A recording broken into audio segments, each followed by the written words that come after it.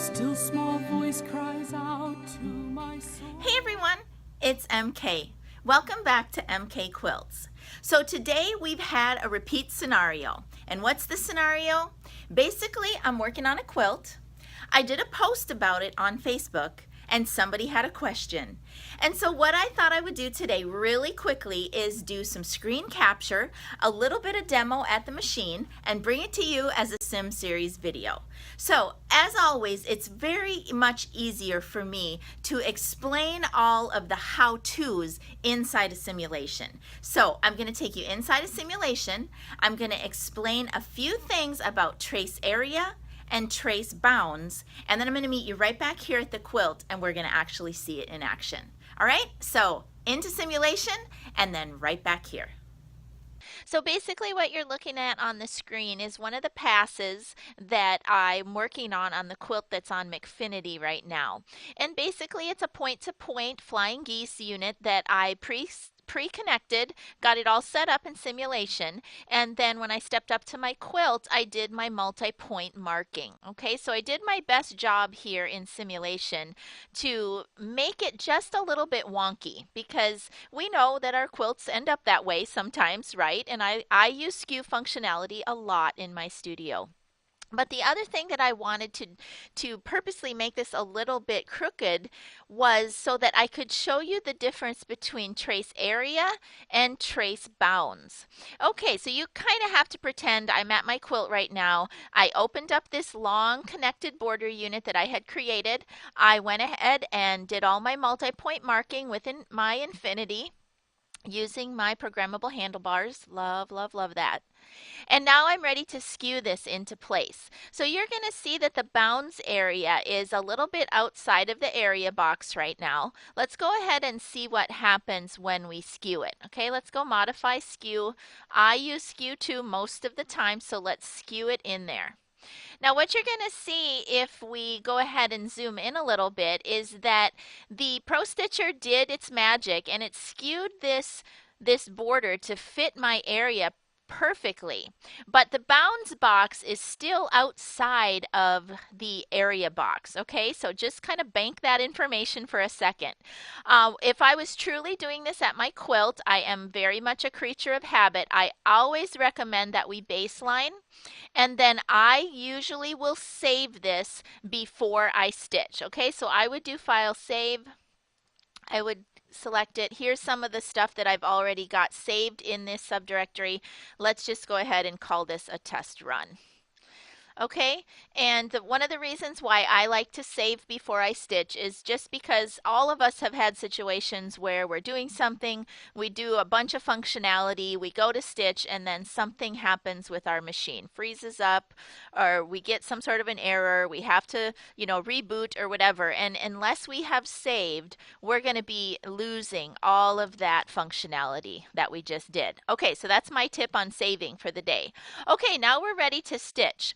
Basically what I was doing on this quilt is I'm using my area box as a stitch in the ditch technique. Okay, so when I was at my quilt, I actually did all of this multi-point marking.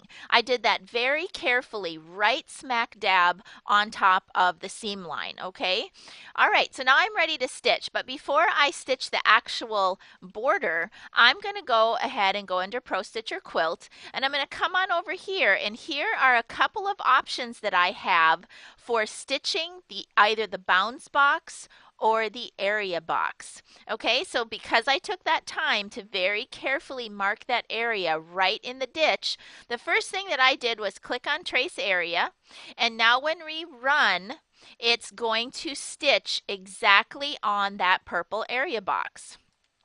All right, now the thing with this that I wanted to mention as it relates to the ballpoint needles is that this is a very long pass. Okay, you look up here, it's almost 75 inches wide. All right, going from left to right is usually not an option for any of our not a problem for any of our machines. It's the stitching from right to left that can be a problem, okay? And I have switched to using ballpoint needles. They're a Gross Beckert FG needle in all of my machines, and I absolutely love them. This long pass from right to left, in days gone by when I was using a sharp needle, I would have a lot of thread shredding or breakage across this long pass from right to left. As a matter of fact, I probably wouldn't even attempt it. I would do some ruler work or something, or I might even just skip it or do my wiggle ditching where I could ditch from left to right, just because I would have so many problems stitching from right to left. With the ballpoint needles, I have no issue at all in either my Infinity or my Fusion. Now, one thing I do want to mention with the trace area is that you are not going to be able to stop and redefine a start point with an area box. Okay, so that's another reason why I very seldom did this prior to using ballpoint needles, because if I had a thread break, let's say I had a thread break when I was stitching my area box in this area someplace, well, then I would have to, start all over again, stitch in air stitching mode all the way along here.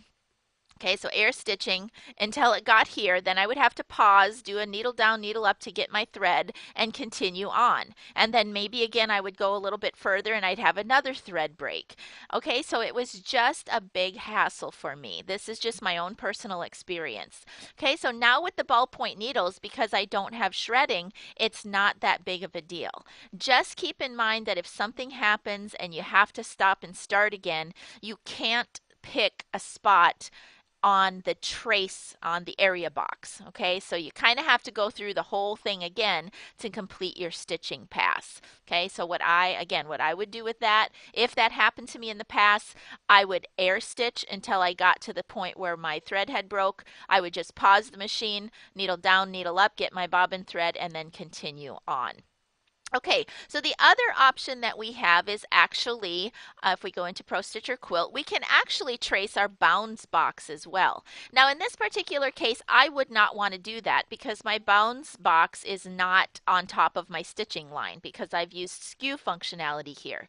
But the trace bounds could be a really awesome function for you if you were doing some sort of a block design that you wanted to stitch and you wanted to have that perfect square or rectangle around your block before you stitched the actual block. You could depress the trace bounds and then just go ahead and do the same thing, and it's going to go ahead and trace, it's actually going to stitch. While it traces, it's going to stitch the blue line rather than the purple line. Okay? All right, so that's just a little bit about trace area and trace bounds.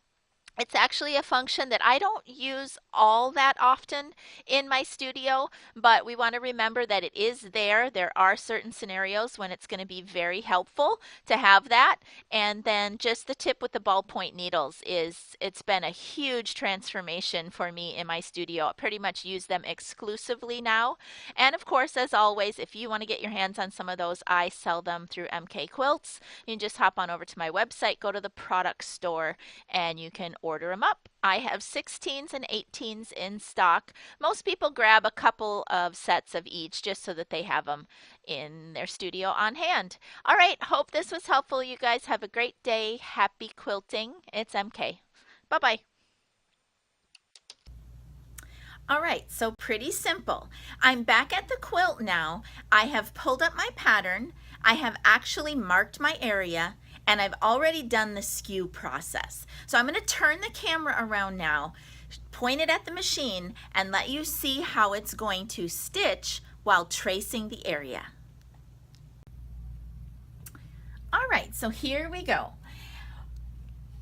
In ProStitcher Quilt is now what we want to do. Down here at the bottom of the screen is our options. I'm going to go ahead and depress trace area.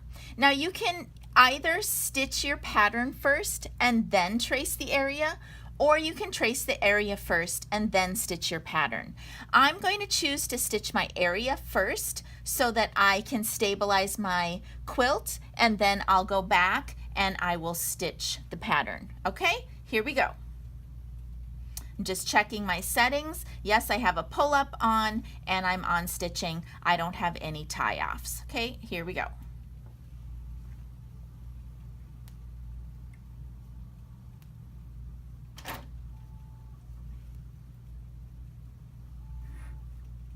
Actually, I do have tie-offs. All right, and I'm just watching it really carefully to make sure that it goes right in the ditch.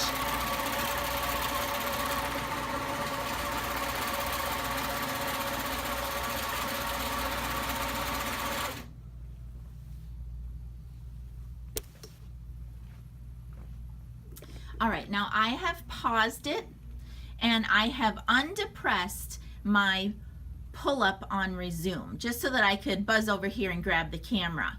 But what I was talking about in the screen capture is I can pause and resume without any problem. It's just that if I broke a thread and the machine kept going for a ways before I could stop it, rethread my machine, or change the bobbin, whatever the case may be, I'm not going to be able to pick a point to start, a new start point when I'm tracing area. But otherwise, it's just going to stitch right there beautifully in the ditch, because I used my laser light on my infinity. I marked every single multi-point mark right smack dab on top of the seam line, and now it's just stitching that purple box. Okay, so let me just put the camera out of the way a little bit. I'll let it resume and we'll just watch it for a little bit.